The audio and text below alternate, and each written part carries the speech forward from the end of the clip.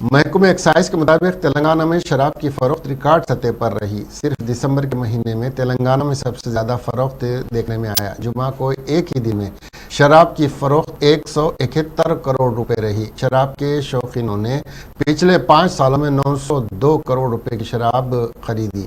نیا سال ریاستی حکومت کے لیے خوشحال ثابت ہوا۔ صرف دسمبر کے مہینے کے دوران تلنگانہ میں شراب کی فروخت 3,350 کروڑ روپے تھی، جو کہ دسمبر 2020 میں 2,767 کروڑ روپے تھی۔